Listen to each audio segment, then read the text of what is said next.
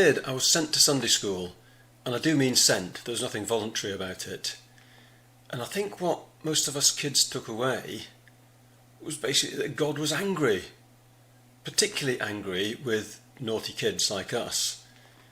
But if you spent your whole life singing hymns and doing boring stuff and not doing anything interesting, then when you died, you went to heaven, which was basically like never-ending Sunday school.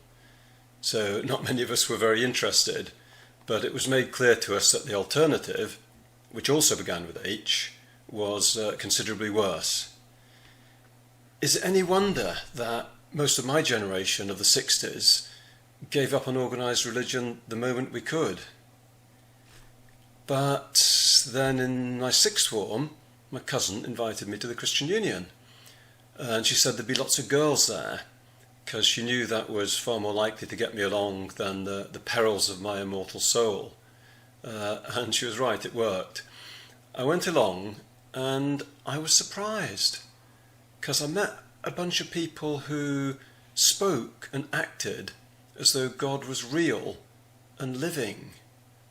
A personal God that you could have a relationship with.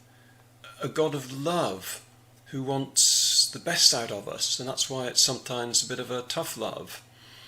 And a powerful God, a God who created everything. And at last, a God who made sense to me.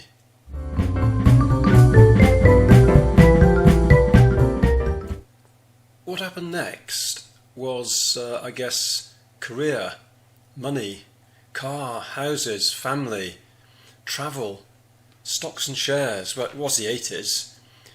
But the more toys and trophies I got, the emptier it all seemed. And at the same time, I was realising that the stuff that really matters, family, relationships, a sense of purpose, a sense of self-worth, looking up and seeing the night sky full of stars or waking up in the mountains at sunrise, in the different ways they all just pointed back to God. And I realised I was sleepwalking down a track to nowhere. Then in the spring of 2003, I came out of hiding. I admitted to myself and to God that I was a bit of a mess, and I asked him to take charge of my life. And with all the strength and commitment I could manage, I committed my life to him. And I was surprised, again, because I'm not a feelingsy person, I'm not a feely-touchy person, I'm more of an automaton. But the sense of acceptance and love and warmth that I felt was overwhelming. And I also felt a great sackload of guilt and shame slip off my shoulders. And everything became more solid. It's like I've been watching in black and white for all these years, and suddenly I found the button to turn it to colour.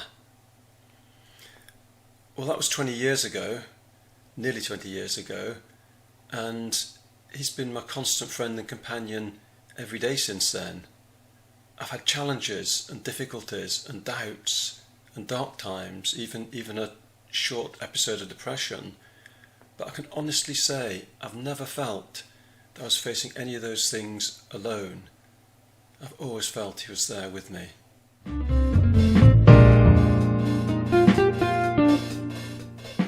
Jesus said, "I come to bring life in all its fullness." Now the equation at 1960s Sunday school seemed to be that you pay up now for benefits in the future when you die, like some kind of weird life insurance policy. But what Jesus is saying is the benefits start right here and now. Now of course there are some restrictions that we ought to place on ourselves, on our ego, on our jealousy, on our anger and our selfishness. You could call those rules, but I think they actually make life so much better anyway. And there's so much more. With Jesus, my life has a sense of purpose. I feel loved unconditionally.